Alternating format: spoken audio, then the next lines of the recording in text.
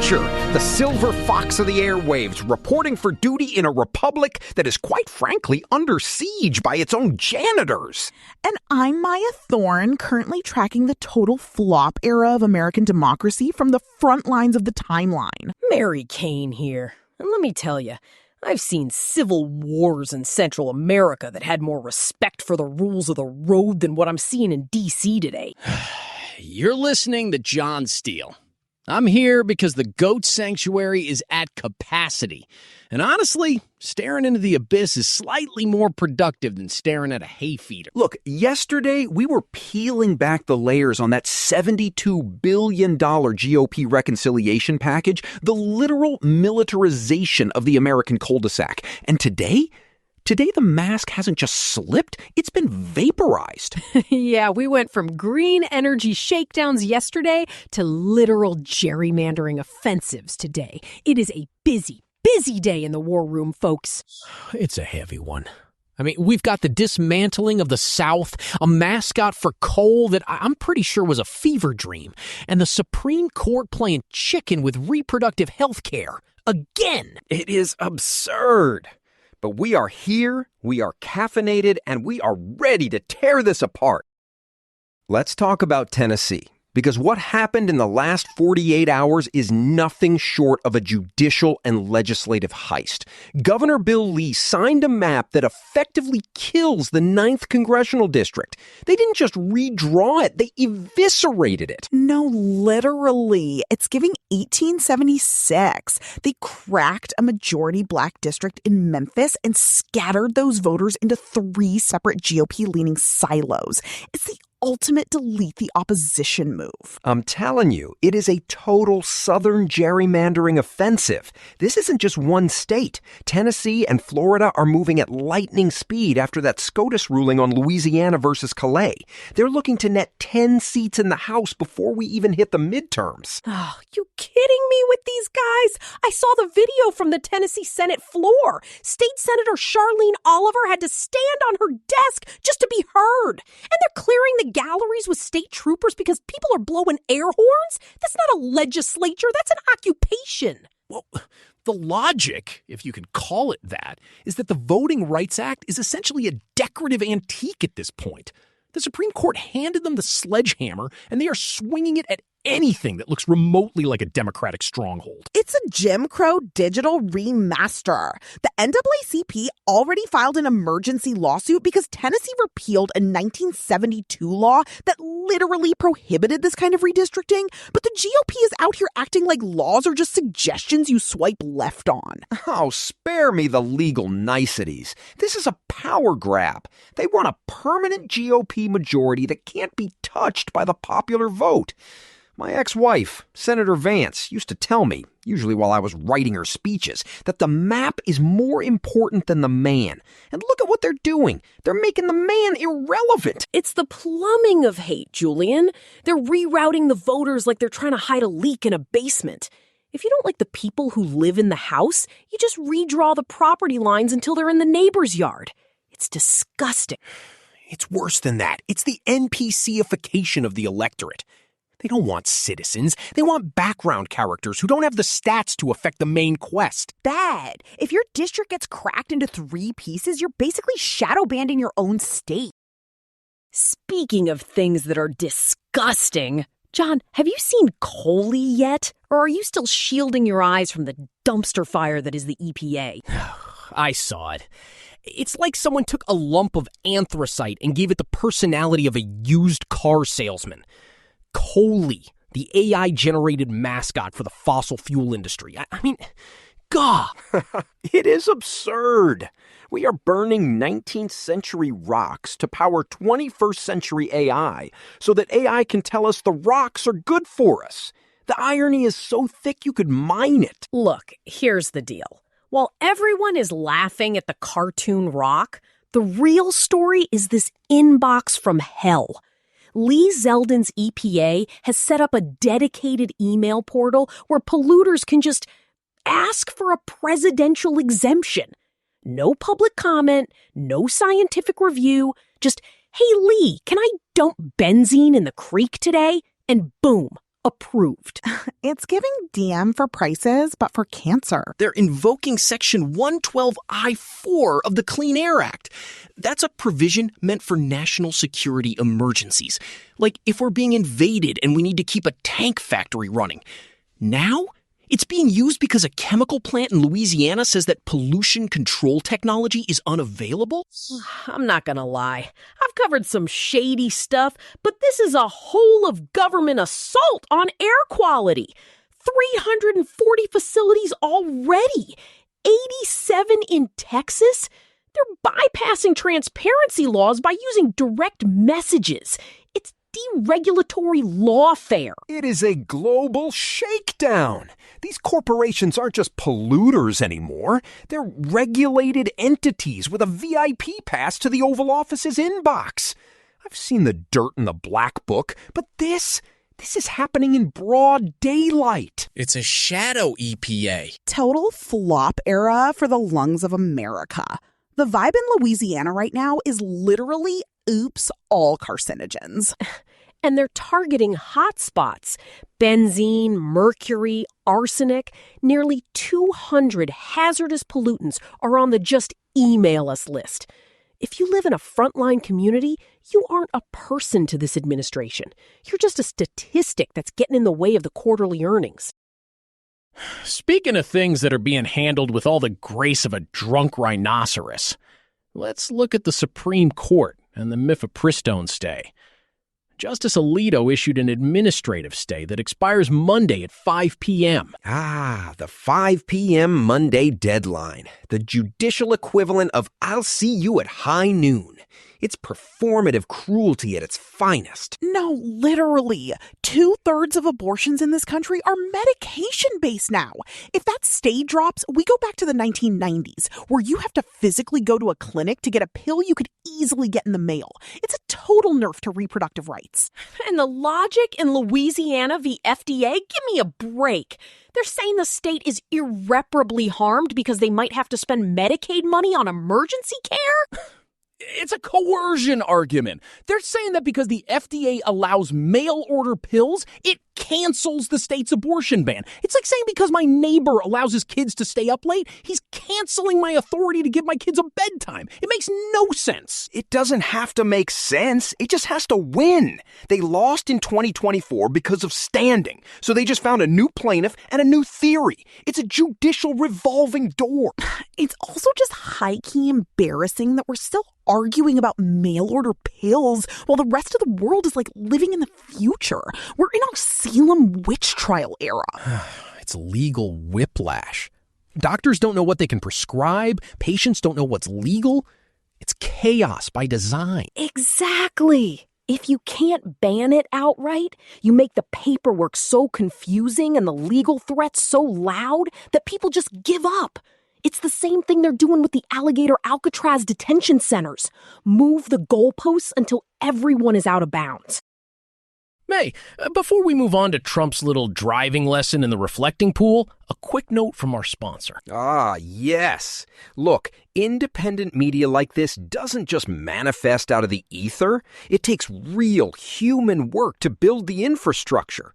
We are 100% here because of the vision and the grind of our creator, Eric Christensen at Neural Network Media. He's not a media conglomerate, folks. He's a builder who poured his own resources and time into creating this platform so we could have these conversations.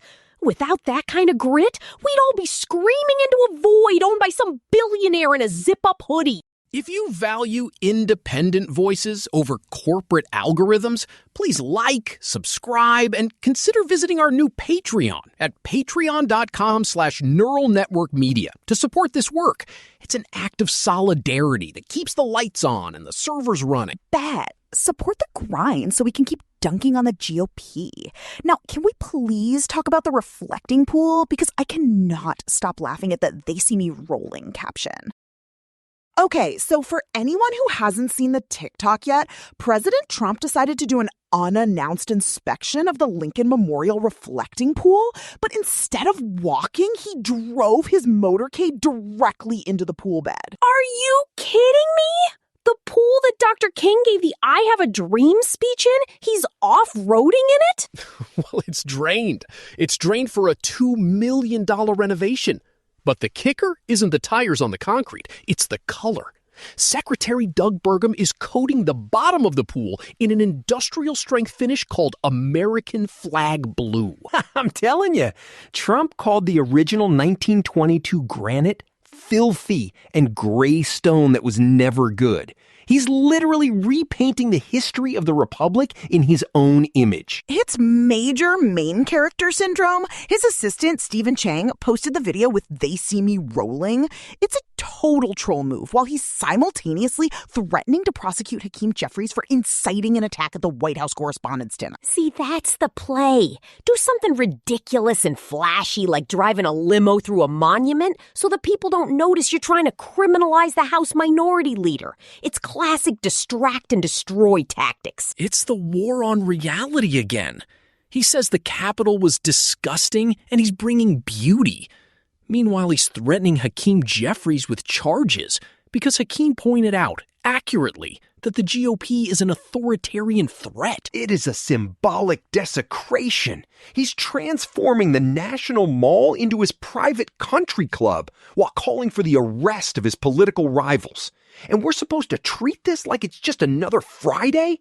Spare me. It's giving final boss energy, but the boss is just a guy who hates the color gray and loves legal threats. It's very high-key alarming. And let's not forget that while the domestic scene is a circus, the global order is essentially dissolving. We saw it this morning. The U.S. is handing over NATO commands in Naples and Norfolk to the Italians and the British. The American century is ending with a whimper and a good luck, you're on your own text. Pete Hegseth skipping the NATO ministerial? That's not a policy shift. That's an abdication. Hexit is probably too busy trying to figure out how to paint the NATO headquarters American flag blue. But honestly, this transactional isolationism is a disaster. Canada is reporting the biggest trade friction we've seen in a generation. Canada, our closest ally. We're decoupling from the people who share our longest border because this administration thinks trade is a zero-sum game played for the benefit of a few billionaires. It's the unglobalization era. We're receding into a regional club while the rest of the world just looks at us like we're the weird kid at the party who started eating the decorations. It's an invitation to global instability. When the U.S. steps back, who steps in?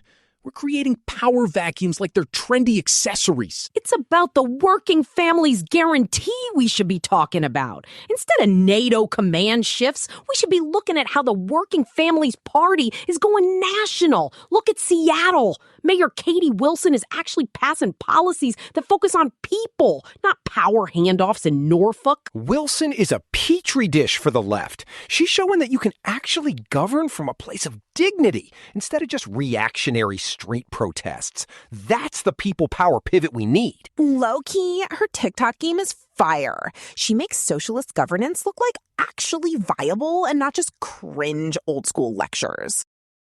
All right, we have to talk about the main story today because it ties all of this together.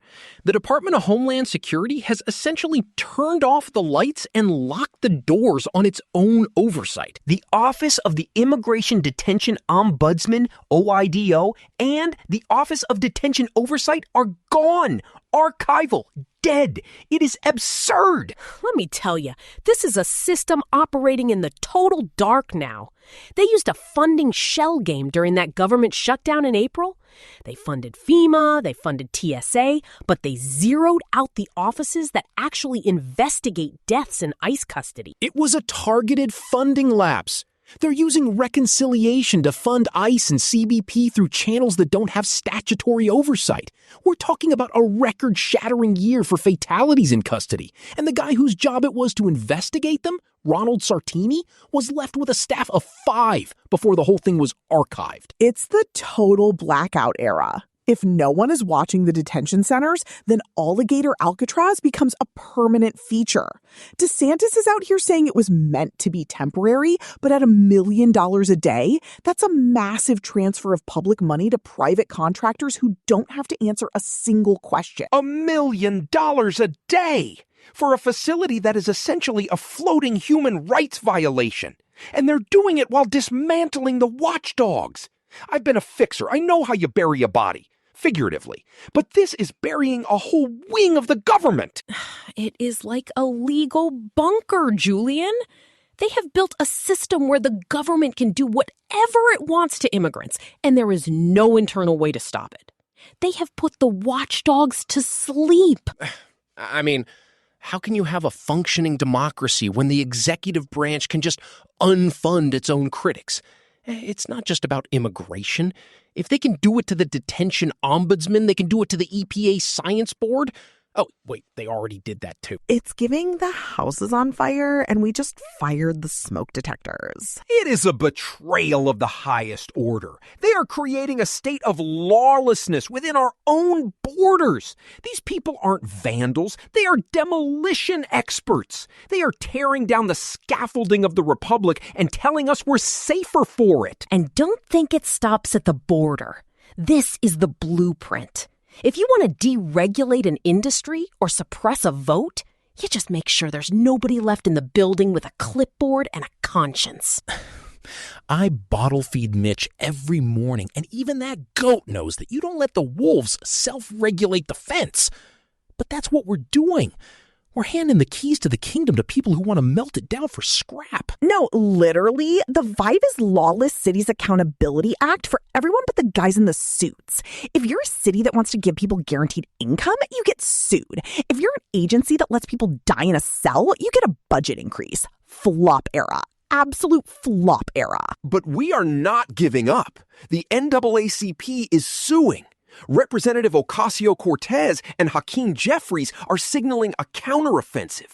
If they're going to play by these rules, then we need to show them that we can play the game too. Although, let's hope the game involves more than just stand-up desks and air horns. We need a movement that doesn't just protest the darkness, but actually builds the lights back up. That starts at the Union Hall, John. That starts with organizing. The No Kings movement is millions strong. They can archive the offices, but they can't archive the people. Exactly. The Republic is not a building in D.C. It is a covenant between us. And they are breaking it, but we are going to fix it. Look, today was a reminder that when accountability goes dark, the most vulnerable are the first to disappear. Don't let the silence become the new normal. We are the happy warriors of democracy, and we will not be silenced by an American flag blue coat of paint or a deactivated email inbox. Today's verdict? The GOP is high-key trying to speed run the end of the empire, but the ratio is still in our favor if we actually show up. They can shut down the ombudsman, but they can't shut down the truth. Get back in the fight, people. I'm going back to the farm. At least Mitch the goat doesn't try to gerrymander the clover patch. Keep the faith, keep the fire, and we'll see.